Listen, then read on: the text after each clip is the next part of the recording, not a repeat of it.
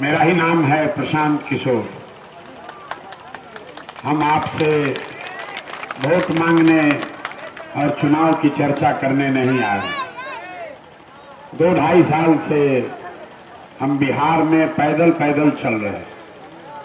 चंपारण से चलते चलते अररिया सुपौल तक हम पहुंचे हैं। अभी आपके जिले में आने में 1 बरस का और समय लगेगा। बीच में अभी बाईपोल है, तो हमारे साथियों ने कहा है कि यहां पर आएं और लोगों से बातचीत करें। आप यहां पर आए हैं, आपको लगता होगा कि प्रशांत किशोर कहेंगे किसको वोट देना है। तो मेरे भाई, हम आपसे वोट का कोई अपील नहीं करेंगे। जिसको वोट देना है दीजिए, लेकिन आपसे वो बात जरूर करेंगे जो पिछले 2-2.5 साल से गांव-गांव पैदल जाकर जनसुराज में करते हैं।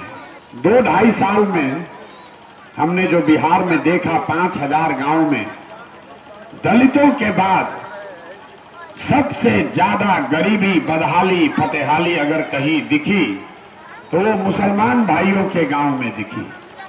इतनी बड़ी आबादी और जो मुसलमानों की दुर्दशा है वो शब्दों में बयान नहीं हो सकती। कई नेताओं का भाषण आपने सुना होगा। मुसलमान नेता कहते हैं कि भैया हमको सभी ने ठगा है, हमको लालू जी ने ठग लिया, हमको कांग्रेस ने ठग लिया, हम लोग को कोई पूछने वाला नहीं है, अब भाजपा का राज है, मुसलमानों के लिए बहुत संकट का समय है। लेकिन हम आपको बताने आए हैं कि मुसलमानों की बदहाली क्यों है। मुसलमानों की बदहाली इसलिए नहीं है कि आपको कांग्रेस ने ठगा कि लालू ने ठगा। मुसलमानों की बदहाली इसलिए है कि आपके धर्म में, इस्लाम में, सामाजिक राजनीतिक जीवन के नजरिए से जो बातें बताई गई हैं, मुसलमानों ने उससे भी किनारा कर लिया। आपके कौम में ये बताया गया कि जिस कौम को अपने रहनुमाओं की समझ न हो, उसके ऊपर जालिम हुक्मरानों को मुसल्लत कर दिया जाता है। ये हम नहीं कह रहे हैं, ये आपके कौम में बात कही गई है। अगर आपको लगता है कि आज के जो हुक्मरान हैं वो जालिम हैं, उनको आपके और आपके बच्चों की चिंता नहीं है, तो बात पैगंबर साहब ने कही है तो गलत तो हो नहीं सकती है। आपके ऊपर जालिम हुक्मरानों का शासन तब होगा जब आप गलत रहनुमाओं का चुनाव करेंगे। पिछले 25-30 साल से मुसलमानों ने सिर्फ और सिर्फ एक ही बात सोची है, कौन भाजपा को हराएगा। आपने ये नहीं देखा कि कौन हमारे बच्चों को पढ़ाएगा। आपने ये नहीं देखा कि कौन हमारे बच्चों को रोजगार देगा। आपके मन में ये डर बैठा दिया गया कि तुम अपने बच्चों के लिए पढ़ाई की चिंता मत करो, तुम हमसे रोजगार मत मांगो, तुम हमसे सड़क मत मांगो, सिर्फ और सिर्फ हमको वोट देते रहो क्योंकि हम भाजपा को हराएंगे। देखिए, आपकी कौम, कुरान का पहला शब्द, आप लोग दिन में 5 बार नमाज पढ़ते हैं, कुरान का पहला शब्द है इकरा। पहली आयत है इकरा बिस्मे रब्बे कल लजी खलक। ये कुरान की आयत है। जिस कौम का पहला शब्द ही अल्लाह ने बताया पढ़ो, वो कौम आज देश की सबसे अनपढ़ कौम है। और कोई मुसलमान नेता बैठ के ये चर्चा नहीं कर रहा है कि हमारे बच्चे पढ़ेंगे कैसे। दिन भर बैठ के खाली यही है कि भैया भाजपा को हराएगा कौन। ये मुसलमानों की दुर्दशा का कारण है। आपके हदीस में पैगंबर साहब ने बताया, लिखा हुआ है कि हर मुसलमान का ये फर्ज है अपने बच्चों के साथ इंसाफ करने का। अच्छे से लिखा हुआ है कि हर मुसलमान को अपने बच्चे का अच्छा नाम देना है, उसकी अच्छी परवरिश करनी है, उसकी तरबियत करनी है। और आज आधे से ज्यादा मुसलमान चाह कर भी अपने बच्चों के साथ इंसाफ नहीं कर पा रहे।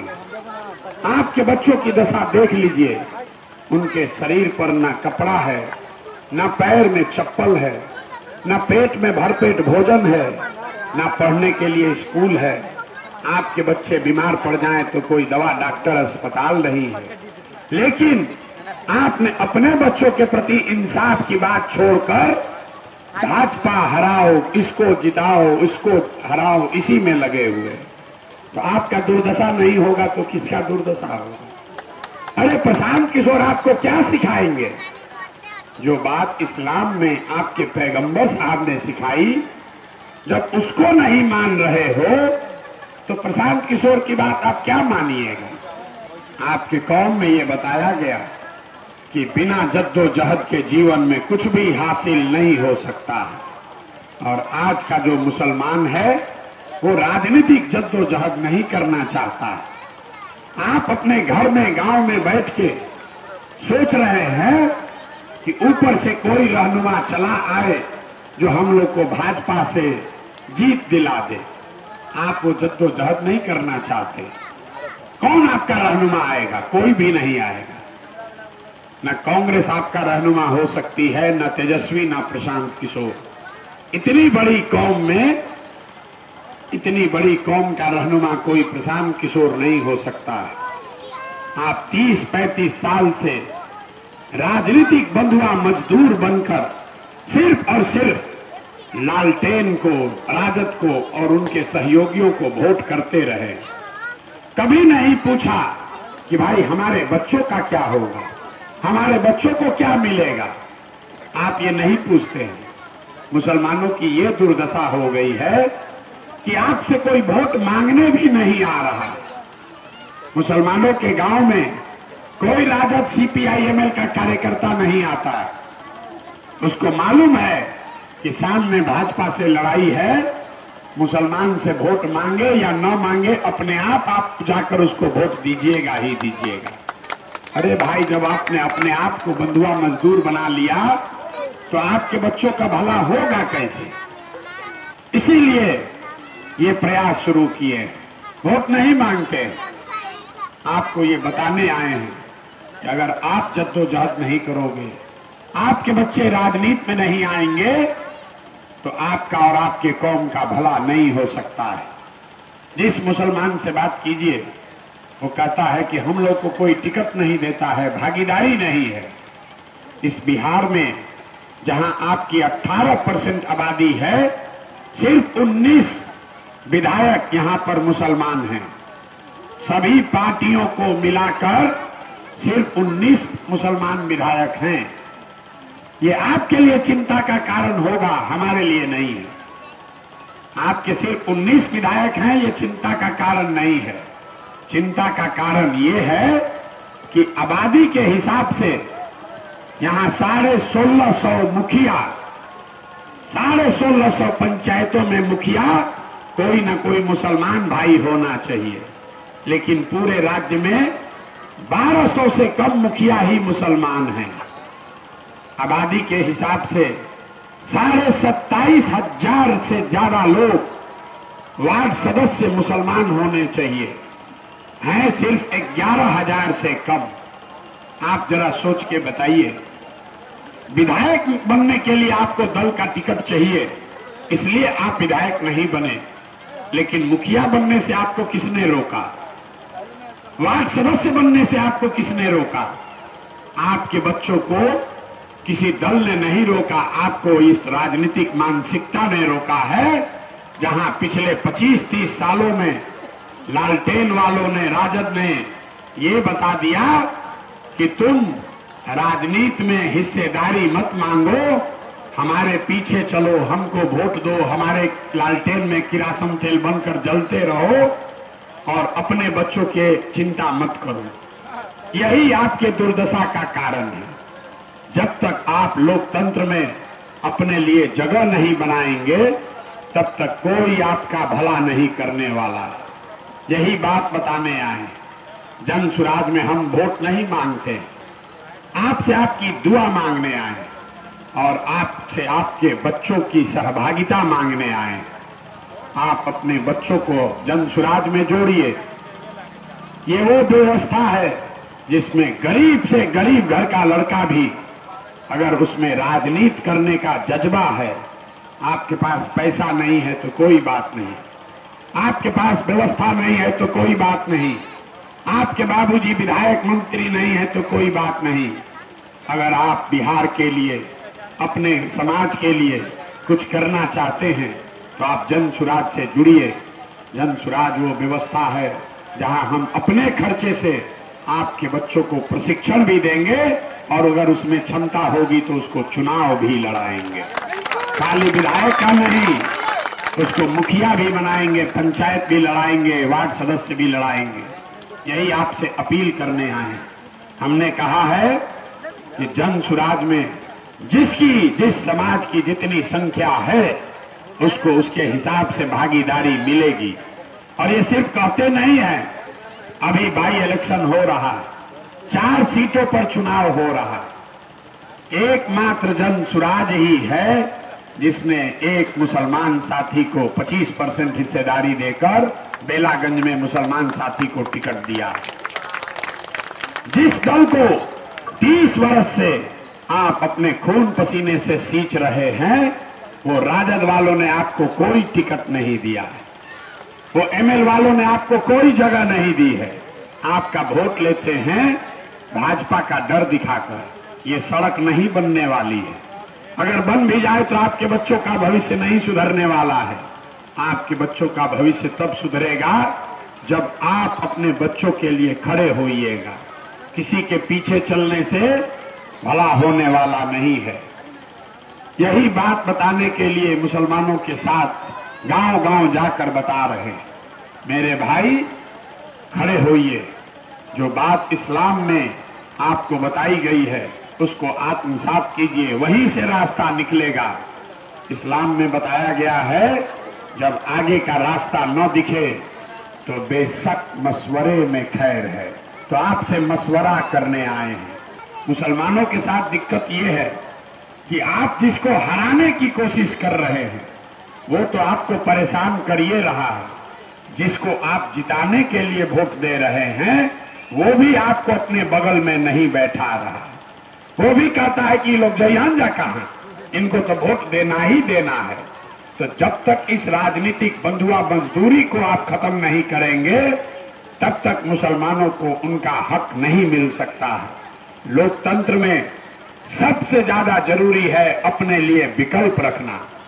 अगर आपको राजद को वोट देना है दीजिए वोट, लेकिन कम से कम उसको बताइए तो सही कि मेरा काम नहीं करोगे तो जन सुराज में चले जाएंगे। जन सुराज जब आएगा तब आएगा, लेकिन राजद वाले आपको अभी से पूछना शुरू करेंगे। हमारी बात पर भरोसा नहीं है तो अभी एक हमारे साथ सेल्फी खींच के, फोटो खींच के अपना फेसबुक पर डाल दीजिए, और जो भी एमएल का राजद का कार्यकर्ता है तुरंत फोन करेगा, अरे चचा काहे नाराज है, काहे जन सुराज में गए थे। जिसने आपको पिछले 4 बरस 5 बरस फोन नहीं किया होगा, आज वो आपको फोन करेगा, आपसे पूछेगा क्यों नाराज हो, क्यों जन सुराज में जा रहे हो। तो आपको जन सुराज वही रास्ता दे रहा है। इस विकल्प को चुनिए, इस विकल्प को अपनाइए। ये गांधी की आजादी से पहले कांग्रेस को पुनर्जीवित करने का अभियान है, जिसमें अगड़ा पिछड़ा, हिंदू मुसलमान, गरीब अमीर सब लोग मिलके जैसे देश की आजादी का लड़ाई लड़े थे, वैसे ही बिहार के लोगों को, बिहार को गरीबी से निकालने के लिए समाज के सभी वर्गों को साथ लेकर एक नई व्यवस्था बनाने का प्रयास है। सिर्फ दल बनाकर वोट लेने का अभियान नहीं है। अगर आपको समझ में आए तो इससे जुड़िए, और न समझ में आए तो जिसका बंधुआ मजदूरी है करते रहिए।